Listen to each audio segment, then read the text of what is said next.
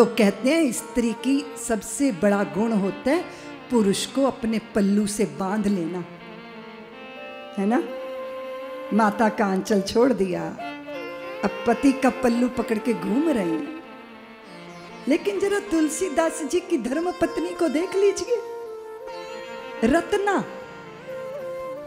याद है देवियों, रामचरितमानस ऐसे नहीं मिल गई, उसके पीछे रत्ना का त्याग है।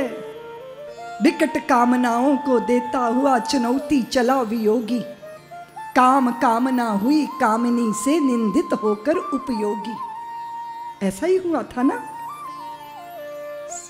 मायके गई पत्नी के लिए इतना मन व्याकुल हो गया था कि बाढ़ग्रस्त नदी को पार करने के लिए नाविक को कहते हैं कि भैया नौका डाल दो।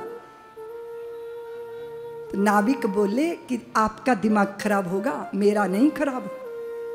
आधी रात को बरसते बादलों के बीच में नौका नदी में, तो मुर्दे की छाती पे चढ़ गए थे वो, उस पार चले गए थे।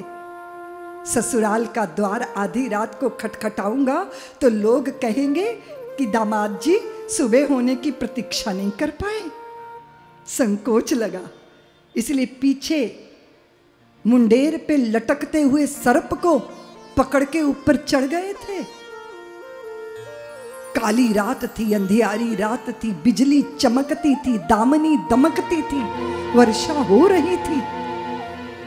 और जब तुलसीदास को देखा पत्नी रत्ना ने तो हैरान हो गई। बाढ़ग्रस्त नदी मुर्दे की छाती पे चढ़कर आ गए, सर्प को पकड़ के ऊपर चढ़ गए।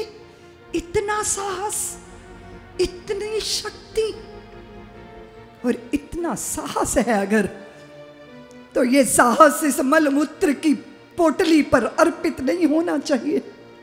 जैसी नियत हराम पर तैसी हरि पर होए, चले जाओ वैकुंठ को बाह न पकड़े कोए। विकट कामनाओं को देता हुआ चुनौती चला वियोगी, काम कामना हुई कामिनी से निंदित होकर उपयोगी।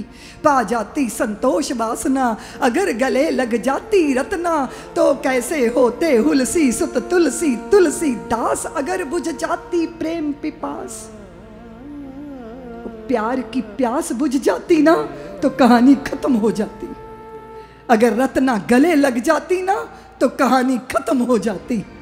रत्ना ने कहानी खत्म नहीं होने दी, रत्ना ने कहानी को कथा बना दिया, श्री राम कथा बना दी।